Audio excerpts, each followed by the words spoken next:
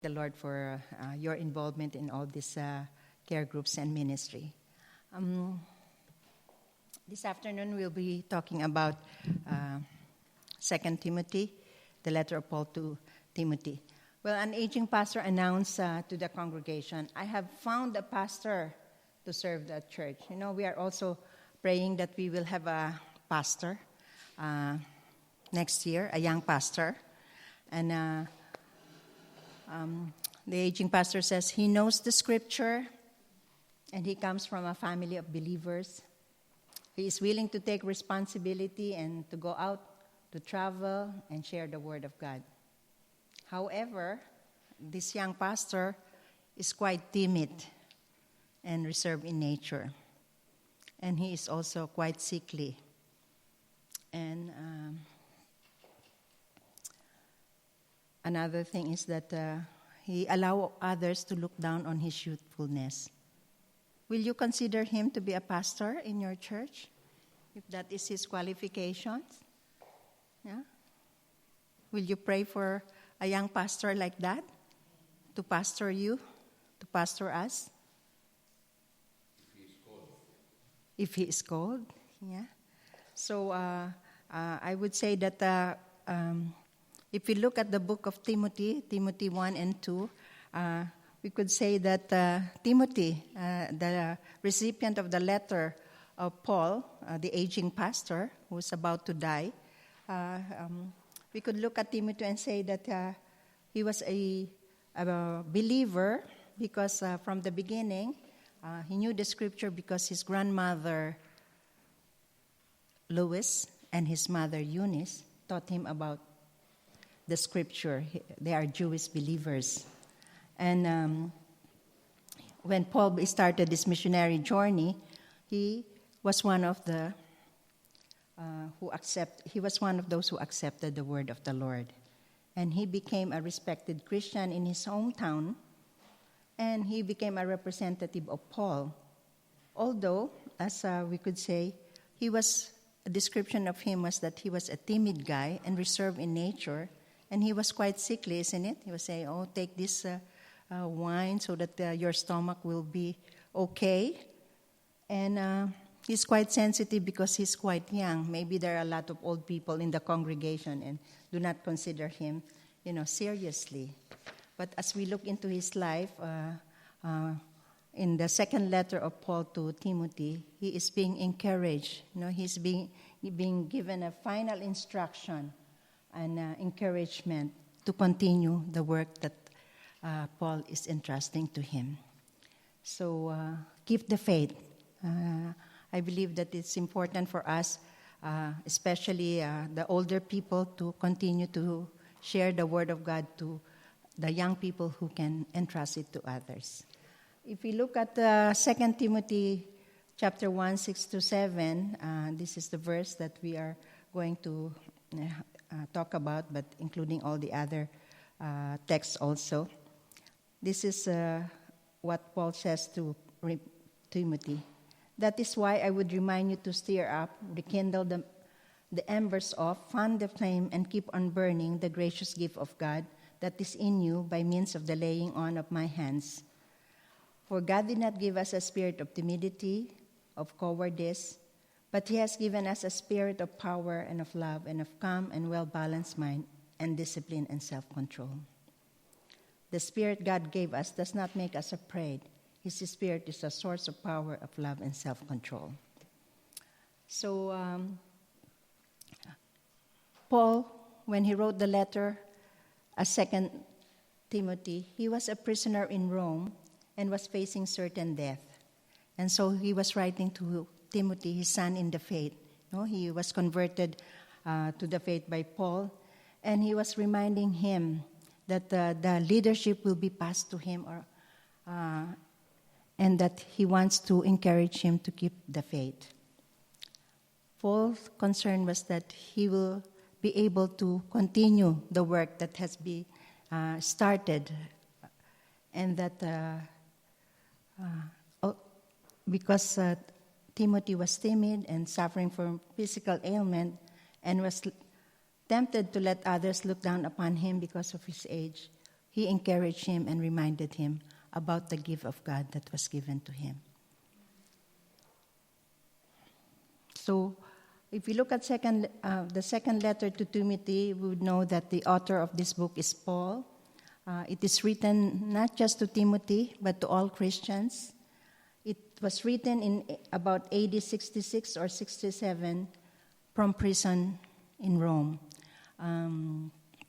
This time, the Emperor Nero was persecuting Christians and wanted to banish Christianity in Rome. And so even before that, Paul was already in prison and he was released. But this time, he is already being planned to be executed. The purpose of this letter to Timothy is to give final instruction and encouragement to him, who is the pastor of the church at Ephesus. J. Hudson Taylor said, "It is not by trying to be faithful, but in looking to the faithful one, that we will win victory." It is reminding Timothy also that he always have to look to Jesus for victory. And it is the reason why he is serving God. When Paul wrote this letter, we know that he was in prison. And it is his desire, because he had seen Timothy's life and service during the years they were together, that he has problems and weaknesses, and so he continued to pray for his young associate.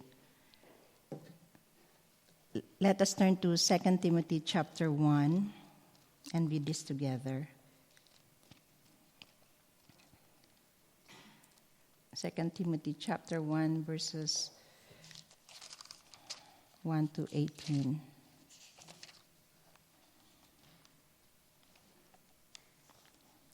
Paul, an apostle of Christ Jesus, by the will of God, according to the promise of life that is in Christ Jesus, to Timothy, my dear son, grace, mercy, and peace from God the Father and Christ Jesus our Lord. I thank God whom I serve as my forefathers did, with a clear conscience as night and day. I constantly remember you in my prayers. Recalling your tears, I long to see you, so that I may be filled with joy.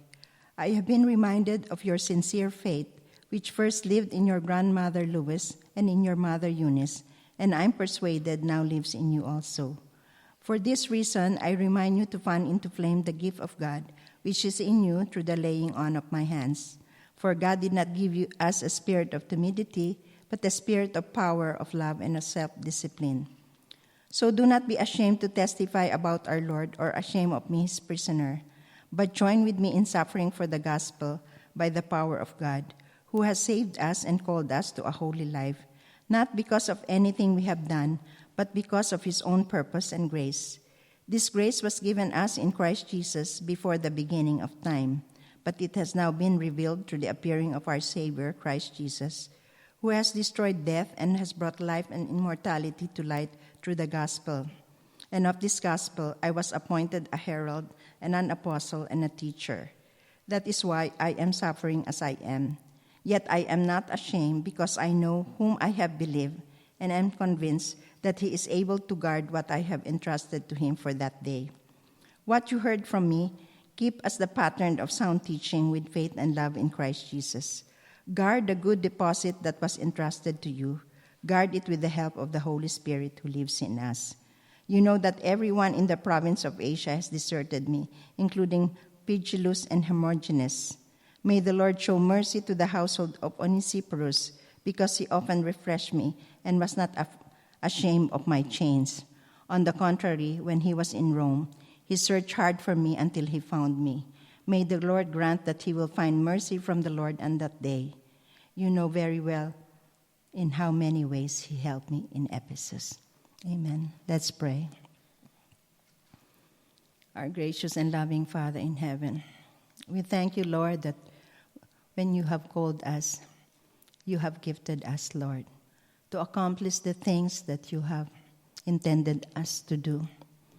Thank you, Lord, for the power that you have given to us by your Spirit, Lord, to accomplish the things, O Lord God, not on our own self-effort, but because of your work in us.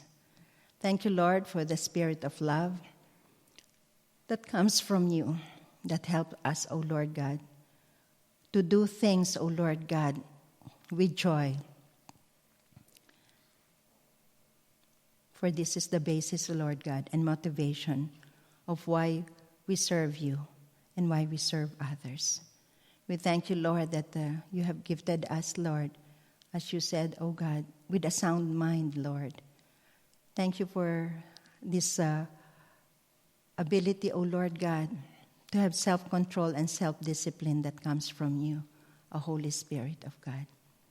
Father, as we desire, O God, to look to you, Lord, and to be faithful, may we be an instrument, O Lord God, to share your word to others. May we entrust it to faithful people who will continue on to share it to others. Just as Paul have entrusted your word to Timothy, and to Timothy to faithful people, O Lord. May we, as your believers, continue, O Lord God, to entrust, O Lord God, the treasure, the truth that we have received from you, the gospel of grace, O Lord, and of your love to others. May you be glorified with this prayer and our desire, O Lord.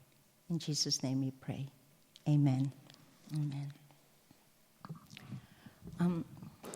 It's very important to note that Timothy was raised up in a godly home. His grandmother was a Christian, was a Jewish believer, and also his mother. Although his father, who was a Greek, was not a believer. The Bible does not say that. And so as Paul was watching Timothy's life, he wanted to encourage him. And he said, I laid hands on you when you were ordained in the church. And I want to remind you of the gift that God has given you. He has given him a charisma, a spiritual endowment. What do you think was the gift that Timothy was given? Yeah. Well, I believe, as we said, he was asked to preach the word, no, in season and out of season, to be an evangelist of the word of God. Although it was never mentioned what specific gift he has received.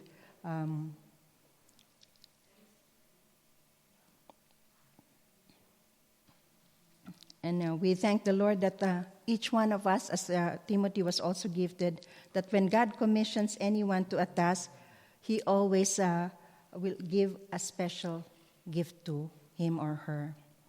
It is the Holy Spirit. Why? Because it is the Holy Spirit who will enable us to serve God, and through him we can overcome fear and weakness. That's why when he was saying to Timothy, he did not give us a spirit of timidity. Remember, the gift that God has given you, it is already given, but you need to develop it. You need to develop it. We need to ask ourselves, Lord, what gift have I received from you that I can fully develop, and that you can fully develop in me, and then I can fully use it for their glory? Because if we neglect, if we do not develop this gift, that's why Paul was reminding, fan the flame, use it fully. Do not give in to the spirit of timidity or fear or cowardice. In fact, in 1 Timothy 4:14, he even warned Timothy, do not neglect the gift that is in you, which was given to you by prophecy with the laying on of the hands of the eldership. Does it mean that you may have the gift, but then because you are not aware of it, you neglect to use it? That is what Paul is saying here. If this happens, we cannot continue to be used by God, and it will be useless. The gift that was given to us will not be accomplished for his purpose. And so what does Paul say to Timothy? Rekindle the gift of God to you. Instead of timidity or fear or cowardice, he says, be bold and be courageous. Ask the Holy Spirit of God to give you boldness encouraged to do what He has, to do the thing that He has given to you. He says, He has given you also the spirit of power, the strength to discharge the task that He has given to you. He has given you the spirit of love, which is very important, which is the basis of all that we are doing.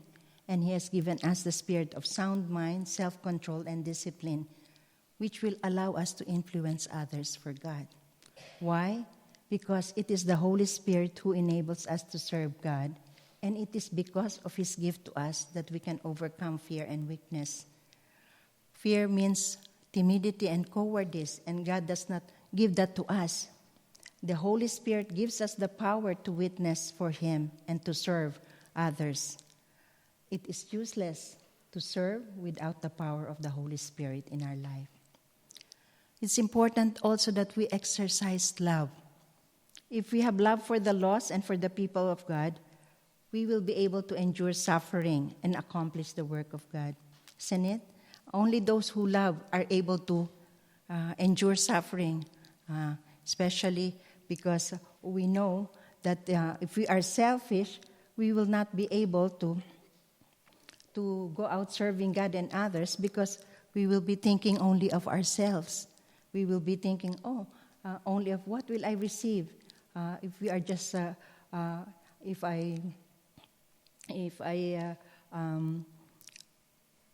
if I'm not able to do things for others,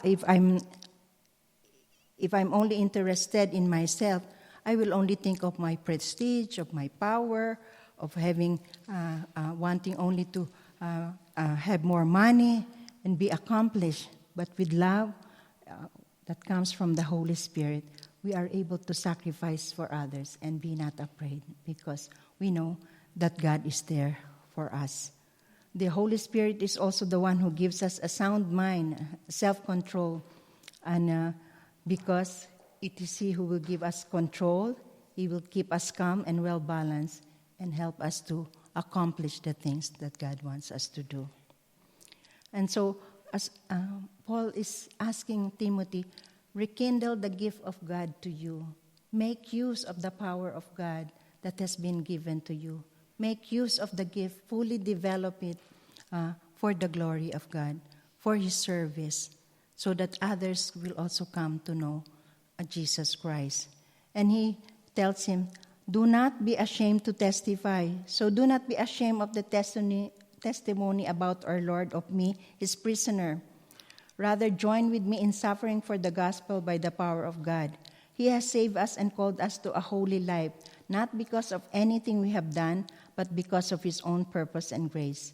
This grace was given us in Christ Jesus before the beginning of time, but it has now been revealed through the appearing of our Savior, Christ Jesus, who has destroyed death and has brought life and immortality to light through the gospel.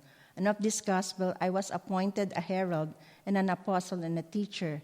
That is why I'm suffering as I am. Yet this is no cause for shame, because I know whom I have believed, and I'm convinced that He is able to guard what I have entrusted to Him until that day. And so we need, because Paul was in prison and some have deserted him already, Paul was saying to Timothy, do not be ashamed of me and do not be ashamed of the gospel of Jesus Christ. Testify. Count on the empowering of God to testify about the gospel of Jesus, our Lord. How do we testify about the gospel of our Lord Jesus Christ? First, we have to relate our own experience. What has happened to us when we receive the word of God? What changes have taken place in our life?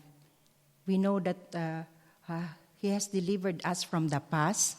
The things that we have done, God has delivered us. If there are things that we are ashamed of, God has given us a new life in Him. He has called us to a life of holiness. And we know that, Lord, I have been changed not because of self-effort, not because of the things that I want to do, but because of the work that you are doing in my life. It is by your grace. It is because of the power of Jesus Christ, because He gave me new life because of his resurrection power. No, I am a recipient of your love, of your grace and mercy. I have been changed. No, I have now victory over sin. I now can say no to temptation. I know I have an immortal life with you, Jesus. And I know I can live a life of truth now. I don't have to lie about my past because that has been dealt with the Lord. I now live a life of truth and love with Jesus Christ. That's why Paul was saying, he was not ashamed of the gospel, for it is the power of God unto salvation. It is the power of God to change us and to make us his children. Paul was saying, I am a herald, I am a messenger. I was sent with a mission to declare it. I was a teacher to instruct the doctrines. And though it says, I am suffering because people are rejecting, they are afraid because of Nero was a persecuting Christian, Paul did not regret sharing the gospel. He had this confidence that what God has entrusted to him, God will will continue to protect him and to save him. He said, the propagation of the truth and the gift given to Paul, he entrusted back to God for safekeeping until the day that he will meet the Lord. He knew that he could continue to share the word of God because God is faithful to help him, accomplish the things that he has asked him to do. So, do not be ashamed to testify. Paul was reminding, rekindle the gift of God to you. Make use of the power of the Holy Spirit. Allow the Spirit of God to pour his love to you. Allow the spirit of self-discipline and control. Do not be ashamed to testify about the gospel of Jesus Christ, about what happened to you. Let your testimony be seen in your life. We don't. Sometimes we don't need to talk about the gospel of Jesus Christ, of who Jesus, but because of the change in our life, people will ask, what has happened to us? Why have you changed? And what are the things that has happened to you? And Paul was saying to Timothy, guard the treasure. Guard the treasure. What you heard from me, keep as the pattern of sound teaching with faith and love in Christ Jesus. Guard the good deposit that was entrusted to you. Guard it with the help of the Holy Spirit who lives in us. Paul was reminding Timothy to adhere to the sound teaching he heard from Paul and to be loyal to God's word. We cannot teach our own words, our own philosophy, our own beliefs. It must come from the word of God. What we learn from the word of God, that is what also we share to others. God had given the deposit of spiritual truth to Paul, and he had given it to Timothy. And now it was Timothy's responsibility to hold fast and to guard, to learn the word of God and to share it with others, because this precious deposit of Christian truth has to be passed along, not just to ordinary men or women. He says, pass it on to faithful men and women who will also pass it on to others. If they did not do that, we will not be here today. And so it is up to us, just like the grandmother of Timothy, Lois, and his mother, Eunice, transferred their belief to Timothy. And Timothy, although it did not say in the book if he was married or not, he's not married, no? I didn't see that, but he was able to transfer it to other faithful believers who in turn transferred it to others. The deposit of truth must be guarded by the power of the Holy Spirit in us. It is the Holy Spirit who will teach us the truth and who will enable us to share it with others. And this truth must be communicated with faith and love in Christ Jesus. It has to be done because we believe, we know what has happened to us, we know what God has done for us, and we believe in Jesus Christ, but it is done with love. We will not force others, we will not quarrel with others to bring them to the faith, but it is with love. We will speak the truth in love so that they will be attracted to the gospel of grace, to the testimony of our Lord Jesus Christ. Because without the help of the Holy Spirit, we are unable to teach the truth. It is He who will help us communicate it with power, with love, and with faith. So Paul was saying to Timothy, rekindle the gift, rely on the power of the Holy Spirit, do it in love, practice self-discipline and control, continue to testify about Jesus Christ, guard the treasure. Are we studying the Word of God? Are we learning more and more about the Word of God? Can we be entrusted to share it with others, that we will not be ashamed? And then Paul was saying to Timothy, learn from others, because hardships and persecutions will reveal true and false friends. When now we are here, in the Netherlands, there is freedom to worship the Lord. There is no persecution. But in other countries, we know people are persecuted for their faith. Doing ministry is difficult and hard. And during the time of Paul, he was already in prison for his faith, and Timothy is experiencing persecution. And there, because of what is happening, Paul experienced the desertion and defection of his friends. He mentioned only two, but in other says, I am all alone. Everybody has left me, because he was in prison. In good times you have many friends, but in bad times you will know who your real and true friends are. And so he was saying there, Pygellus and Hermogenes have deserted me. They are no longer with us. And in fact, and the other people who have deserted him are already teaching other doctrines.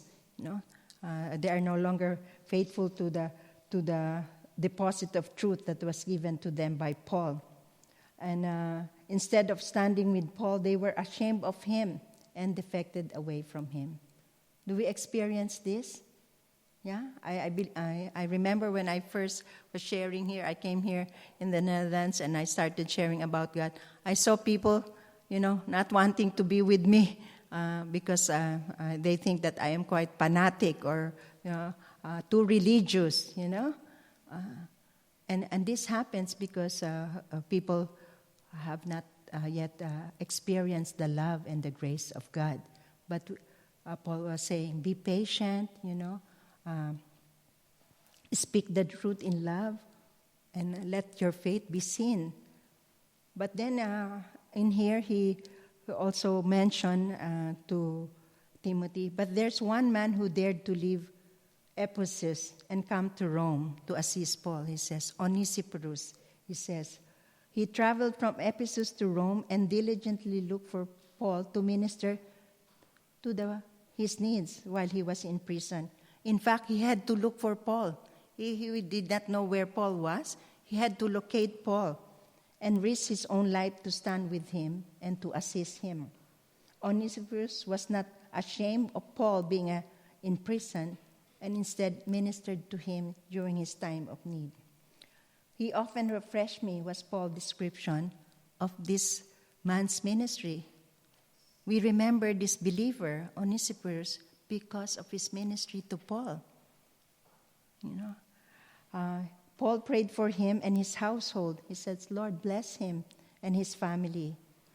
How we thank God we can thank God for Christians who refresh us in our hours of trial and who remain loyal to us. You know, every pastor, and I think every worker, every believer will be thankful for faithful people and loyal friends who assist them in the work of the Lord, who understand their burdens and their needs, and whose prayers sustain them in difficult time. Isn't it? We appreciate these people when we know they are standing with us, during our times of trials, understanding our burdens and need, and praying with us. Okay, and these believers, sometimes people do not know that they are supporting you or helping you. But Paul was saying, the Lord will reward them openly in the last day. In that day, when we will be judged, God will remember those who remain loyal to Him and loyal to those who are serving the Lord. In conclusion, Paul commended Timothy. He said in Philippians 2:20-22, I have no one else like him who will show genuine concern for your welfare. This is how Paul described Timothy. And this is, I pray, will also describe us as faithful believers, as believers who are working to tell others about God. I have no one else like him who will show genuine concern for your welfare. For everyone looks out for their own interests, not those of Jesus Christ.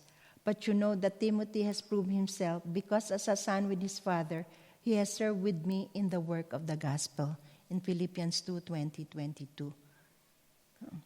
We all need a partner to do the work of ministry. Paul had his Timothy. He had also Titus, because there are three pastoral letters that were written to young men, to Timothy, 1st and 2nd Timothy, and to Titus. He says, he has proved himself. He has proven himself. As a son with his father, he has served me in the work of the gospel. And so I pray that we will need more Timothys and Timothea. I remember Pastor Te, the senior pastor of Maranatha Kirk, when I first started ministry here in the Netherlands. He is the senior pastor of Maranatha Kirk in Vlaardingen. And he encouraged me to go to Bible school, to the seminary. And he was always very supportive of the ministry of WIN. And I call myself his Timothea. He died already at age 85, recently last year. And I am very thankful for the support that he has given me, the prayers, and the encouragement. We would invite him to church and he would share and speak. And now it is his daughter who is serving as pastor of the church in Vlaardingen. And so for this afternoon, I'd really like us to, Lord, who will be my partner in ministry? And who will be my Timothy or my Timothea? If we have been in the Lord for a long time, who will be my Timothy? Who will be my Timothea? Or, if you are a young adult, who will be my junior Timothy or junior Timothea? Because if you remember, Paul spent time in mentoring Timothy and Titus, and they became pastors of the church.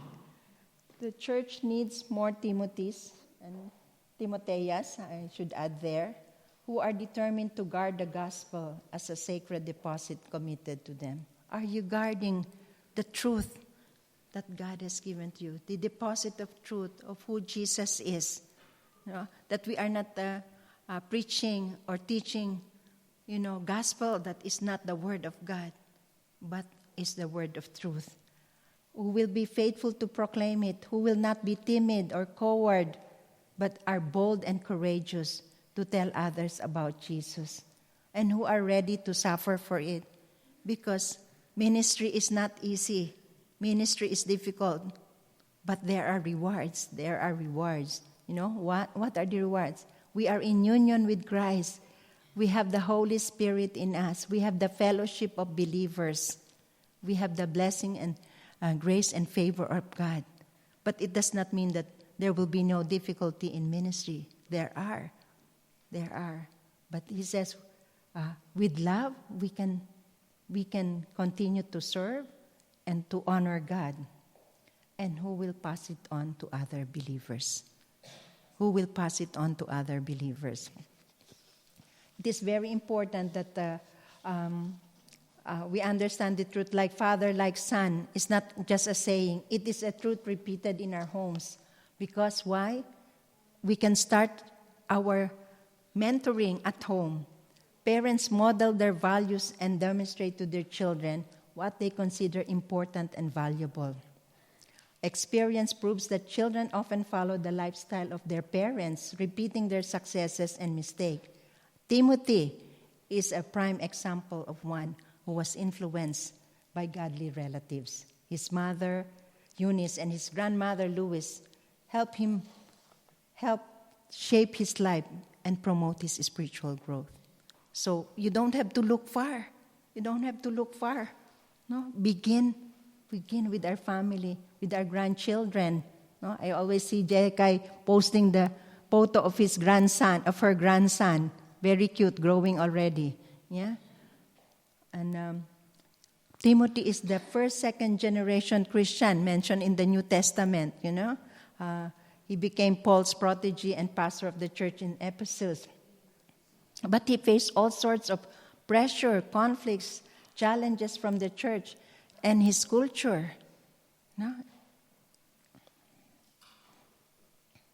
And so it is important that truly we begin to identify who is my Timothy, who is my Timothea, and are my children becoming, more like Jesus, are growing to know Jesus.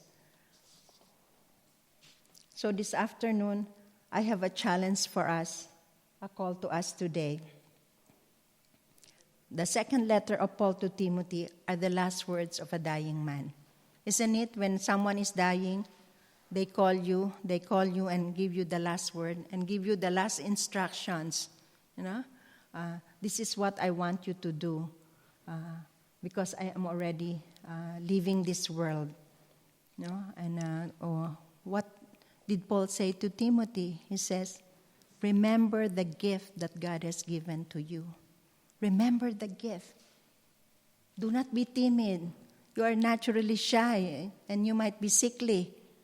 But remember the gift of God.